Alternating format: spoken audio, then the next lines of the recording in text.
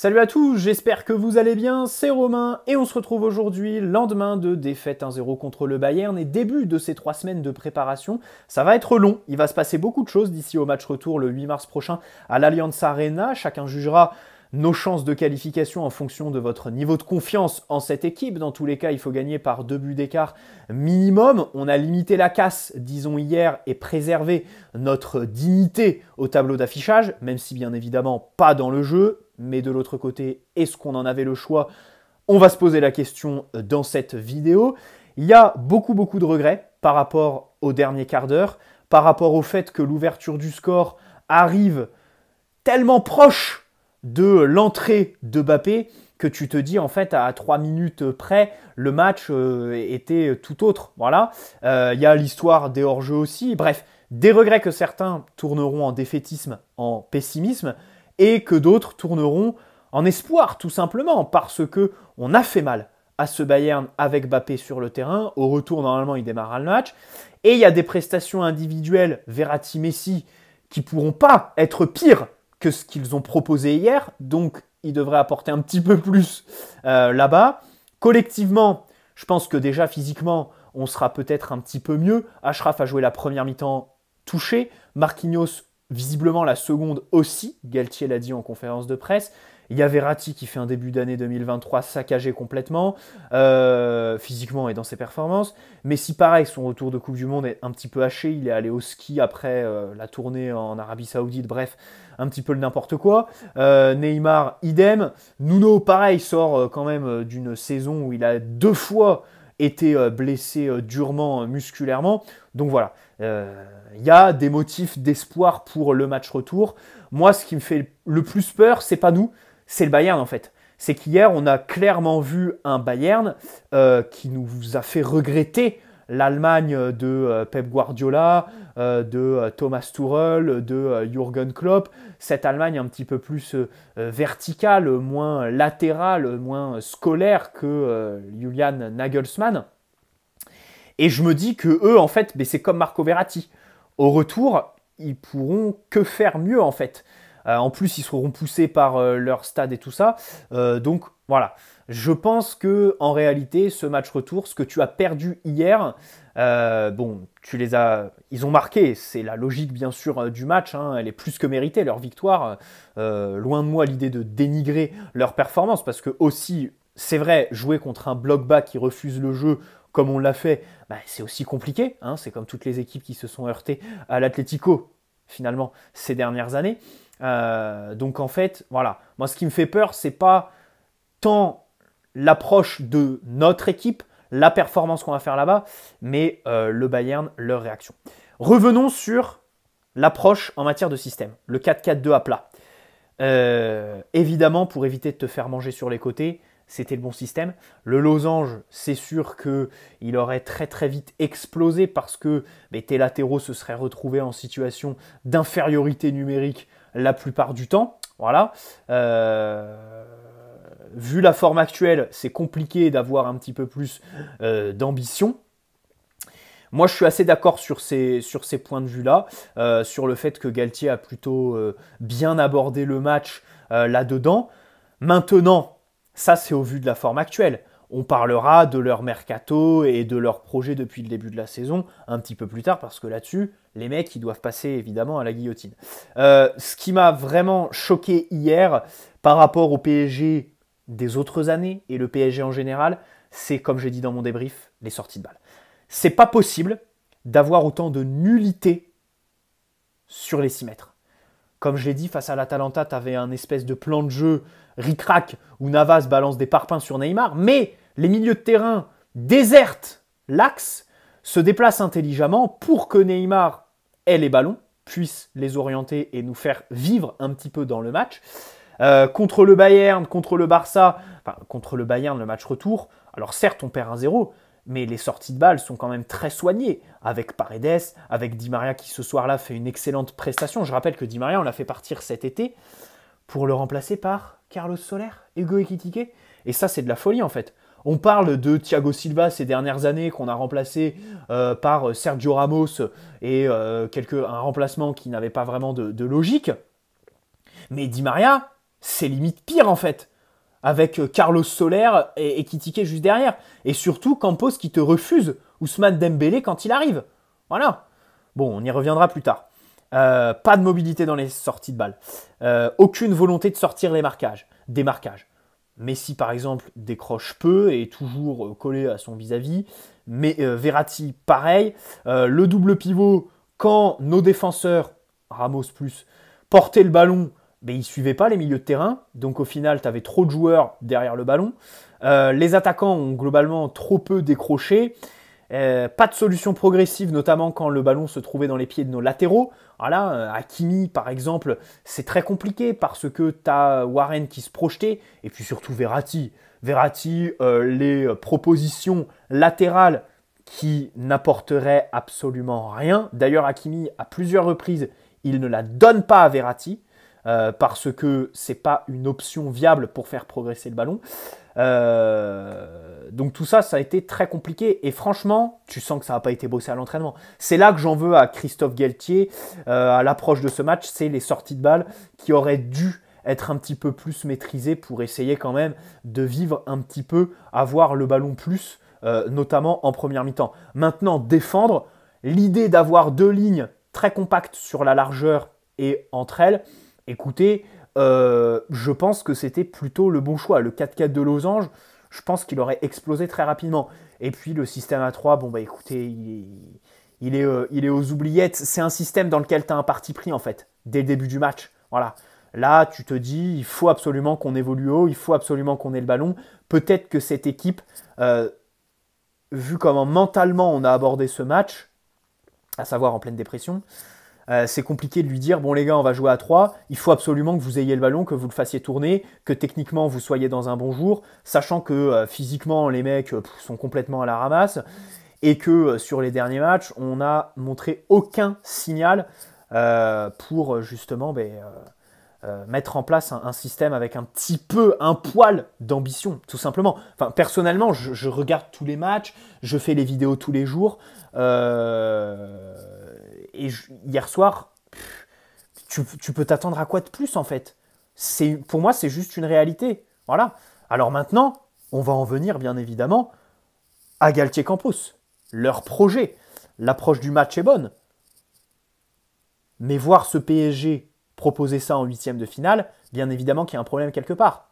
Et ce problème, il est dans les mercatos, il est dans le projet de Galtier qui globalement n'a tenu que sur le mois d'août. Après, il a été caché sur le mois d'octobre par les individualités, mais on commençait déjà à alerter avant la Coupe du Monde des piètres prestations. Et puis les phases de poule de Ligue des Champions, et franchement, ces phases de poule, elles sont mais pitoyables. Je pense que il y en a eu d'autres, hein, mais franchement, c'est une des pires de l'RQSI. D'abord parce que la poule en elle-même, en fait, était une des plus faibles du projet qatari au PSG. Par exemple, quand tu es avec Liverpool-Naples, c'est quand même des équipes d'un autre calibre que la Juve qui est complètement morte, que Haïfa, qui est quand même une équipe bien nulle et qui t'a quand même tourné au match aller là-bas, et le Benfica que tu dois absolument gagner sur ton match retour au Parc des Princes. Bon, bref. Donc l'approche du match, ça passe à pas grand chose, pas de problème. Si tu fais rentrer Mbappé plus tôt, peut-être que il n'y a pas cette ouverture du score. Mais enfin, ce manque d'ambition, c'est le résultat du mercato cataclysmique. Peut-être aussi l'héritage de Leonardo, mais la réalité c'est qu'hier, Nuno Mendes, seule lueur d'espoir, c'est Leonardo. Et au moment où on l'a signé, ça avait tout d'un panic buy de fin de mercato. Là, Luis Campos, je l'ai dit hier, Hugo Ekitike, il est sur le banc, il ne rentre même pas. Soler, il est sur le terrain par défaut. Si Mbappé était là, aucune de ses recrues n'aurait été titulaire hier. Vitinha, Ruiz se font bench par Zahir Emery, c'est quand même une dinguerie absolue. Et on rappelle que son mercato, c'est 150 millions. Galtier, il y avait du monde pour taper sur Antero cet été. Mais cet hiver, personne. Parce que je rappelle qu'on a fait partir Sarabia sans être foutu de le remplacer. Et ne me dites pas que Chelsea a renvoyé les mauvais dossiers trop tard. Parce que Sarabia, il part quand? Mi-janvier? On piste Cherki quand? Au 18-20 janvier? Ensuite, on va sur Malcolm. Ensuite, on fait une pige aux Pays-Bas avec Bakayoko. Et enfin, on fait Ziyech au dernier moment. Ne me dites pas que c'est de la faute de Chelsea. Et même si on avait fait Ziyech, je pose la question, qu'est-ce qu'il aurait changé hier? Dites-moi, qu'est-ce qu'il aurait changé à cette animation pourrie dans laquelle il aurait eu le ballon, comme Neymar, mais il n'aurait rien eu à en faire parce que personne n'aurait proposé, tout simplement. Ça aurait été encore un joueur qui aurait demandé le ballon dans les pieds et pas dans la profondeur, qui aurait été derrière le ballon en phase de possession, qui, quand il l'aurait eu, aurait été complètement stérile parce que, bien évidemment, pas de solution pour le faire progresser, pour se mettre sur son pied gauche depuis le côté droit. Voilà, encore une fois, mauvais profil ciblé. Et j'en veux cruellement à cette gestion qui est absolument atroce de la part de Luis Campos, de Galtier, qui est complice de tout ça, bien évidemment, et cette régression absolument infâme de ce PSG par rapport à la saison dernière, aux autres saisons, parce que, ben voilà, tu n'as pas recruté cet été. Je rappelle, tu as refusé Ousmane Dembélé. Alors, on peut tout me dire. Oui, Dembélé a la réputation d'arriver en retard à l'entraînement, mais ça, c'est passé. De se blesser, mais en réalité, va chercher un ailier virevoltant qui ne se blesse pas. Encore Coman, hier, il sort, parce qu'il se pète. Les ailiers comme ça, qui vont chercher le duel, à un moment donné, c'est sûr qu'ils prennent des coups, c'est certain en fait. Voilà. La seule exception aujourd'hui, je dirais que c'est Vinicius. Vinicius qui va chercher le duel, qui se fait dégommer complètement en Liga, et c'est le gros sujet là-bas en ce moment, mais qui est quand même d'une fiabilité physique assez hors norme. Et ça, franchement, pour moi, c'est une qualité extraordinaire de Vinicius. Pour sa capacité à enchaîner les matchs sans se blesser, sans prendre de coups et de blessures musculaires. Regardez Nuno. Nuno, c'est un joueur profil Dembélé offensivement, mais il se pète musculairement. Il a 2 blessures cette saison. La saison passée, pareil en fait. Et il arrive au PSG avec un bagage de blessures. Donc t'as refusé Dembélé. En plus, sur les 6 derniers mois, il était plutôt bon avec le Barça. On sait qu'il s'est marié, ça peut paraître un petit peu idiot, je le disais à ce moment-là. Le mec s'est marié, il est devenu père. Logique que sa vie va devenir plus calme. Logique qu'il va se focaliser plus sur le foot. Et au final, bingo, voilà. Ekitike, tu cherches un pivot, tu recrutes Ekitike. Je n'en veux pas à Ekitike. J'en parle beaucoup parce que pour moi, c'est le plus gros échec. En fait, c'est le plus gros échec du mercato passé parce que c'est un des joueurs qui a coûté le plus cher, 35 patates, et parce que c'est un des coups qui avait le moins de logique. La seule logique qu'on pouvait lui trouver, c'était joueur français. C'est tout. C'est tout. On cherchait un pivot, ça n'en est pas un.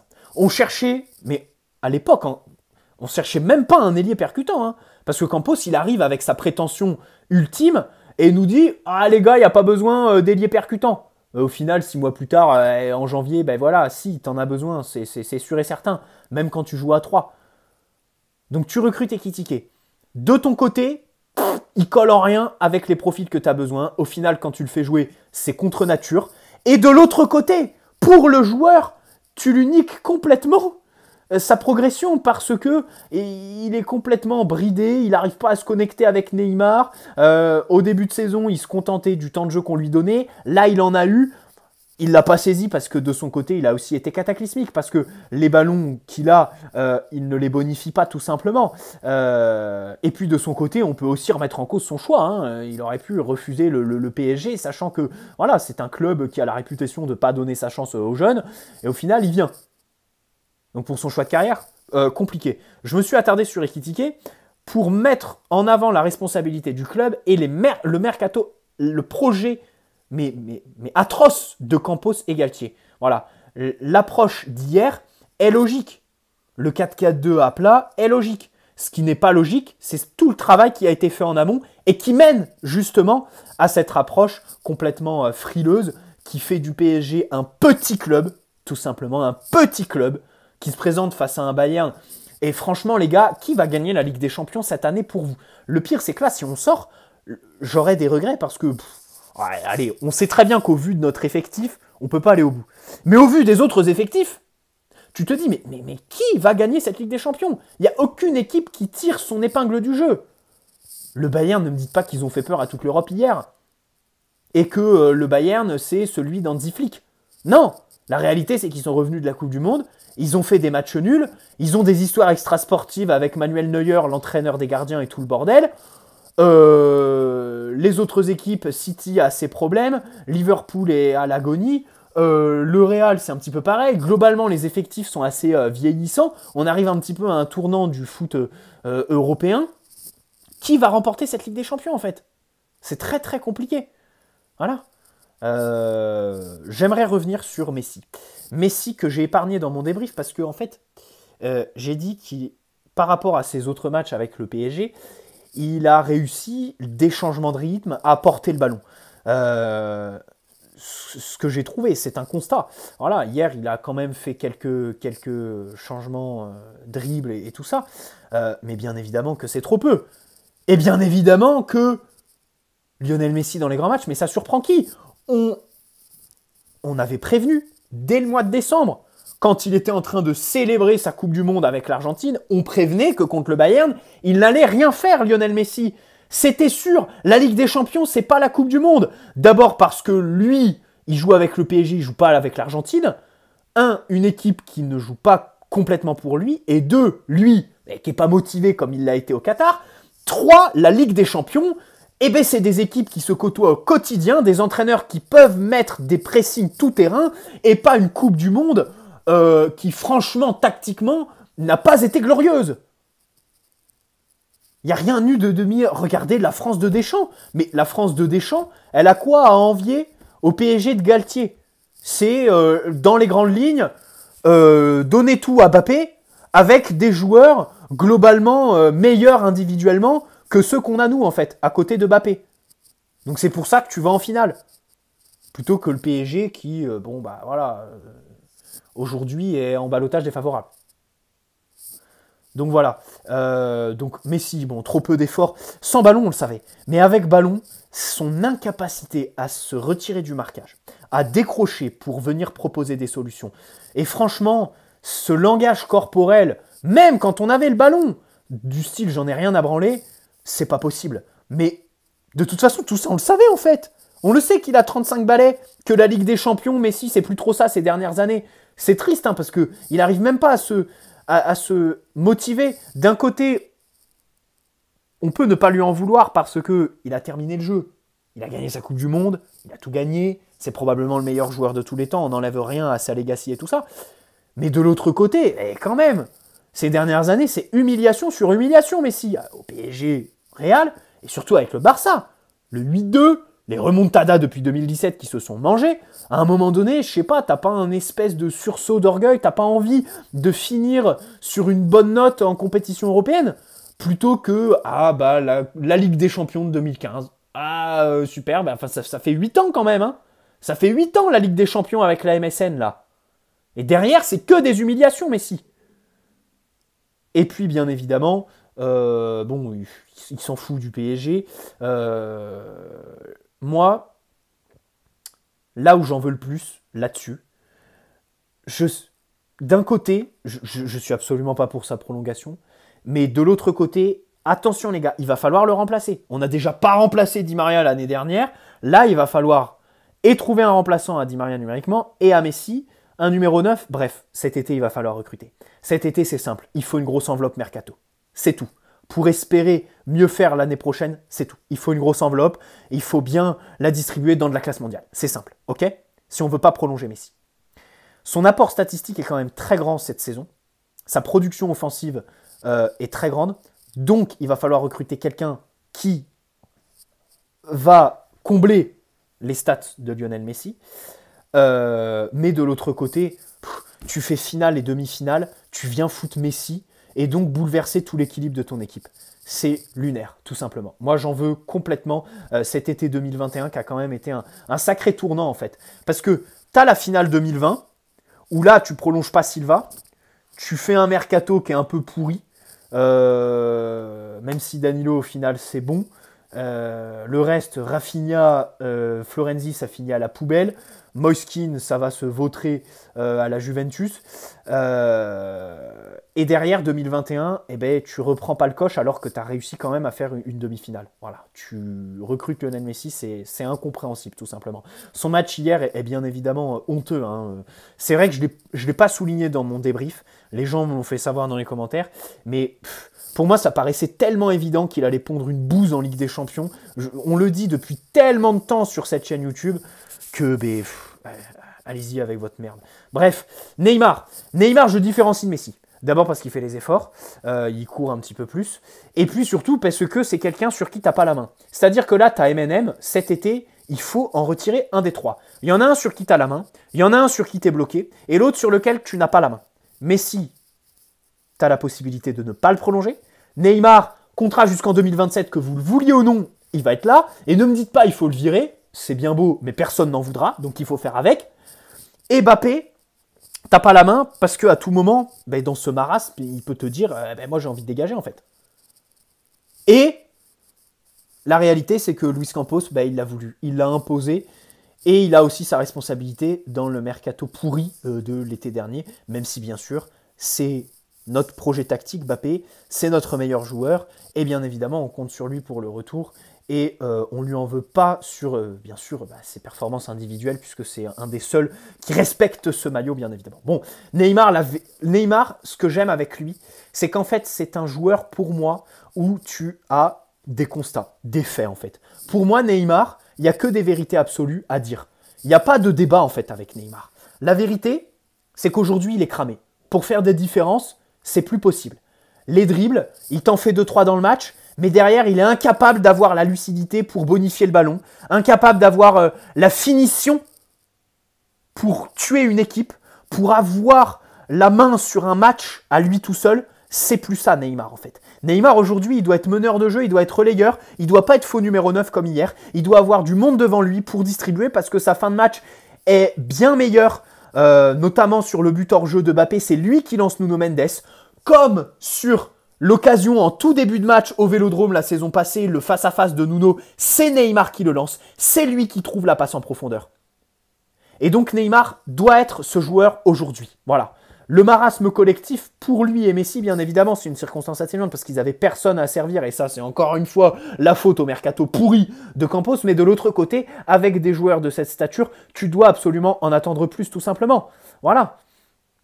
Voilà. Donc pour moi, Neymar, constat, il est cramé, il ne faut plus attendre de lui qu'il soit notre animation offensive à lui tout seul, il ne faut plus attendre de lui qu'il gagne des matchs, qu'il nous fasse passer des caps. Non, il faut lui retirer cette pression, il faut la mettre au contraire sur Mbappé, cette pression du dernier tiers, de la finition, et Neymar le mettre un cran plus bas en meneur de jeu, voilà, avec du monde qui propose, pas comme hier, il fait les efforts, et de l'autre côté, il y a un autre fait, contrat jusqu'en 2027. T'es obligé. On peut. Bien évidemment que c'était une erreur de le prolonger autant. Bien évidemment. Mais c'est fait, c'est fait. Personne va en vouloir cet été avec son salaire. Et même lui, il se plaît dans sa vie. Alors par contre, Mbappé, il tient un gros discours en fin de match, là, en après-match. Et quand il dit, pardonnez-moi, mais ça m'a fait tilt. Hein. Quand il dit, il faut bien manger, il faut bien dormir d'ici au match retour. Mais ça, c'est une déclaration en fait qui est... C'est comme après le match, avant le match contre la Juve en septembre, quand il te dit les autres équipes ont fait des gros mercato, nous on va devoir faire avec nos armes. Il avait raison encore une fois, parce que le mercato était pourri et aujourd'hui tu te retrouves à bricoler. Et là, il te dit, faut bien manger, faut bien dormir. Franchement, pour moi, ça veut tout dire par rapport aux mecs que sont Neymar, que sont Verratti, que sont... peut-être pas Messi, parce que lui il est plus famille. Mais la réalité, c'est que ces mecs-là, bien évidemment que l'hygiène de vie ne suit pas. Voilà. Et c'est un fait, tout simplement. Voilà, il faut bien évidemment remettre de l'ordre. Mais ça, c'est le discours bateau. Ça m'énerve de dire encore ça en 2023 dans ce PSG qui, aujourd'hui, n'a pas réussi à remettre de la discipline, tout simplement. Donc voilà pour Neymar et Lionel Messi.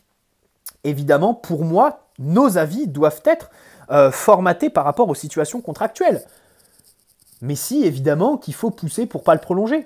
Neymar, contrat jusqu'en 2027, qu'est-ce que tu veux faire? Il faut chercher des solutions avec lui dans le projet, tout simplement. Voilà. Bref. J'espère que cette vidéo vous aura plu. Bonne soirée à tous et on se retrouve très prochainement. Ciao les amis.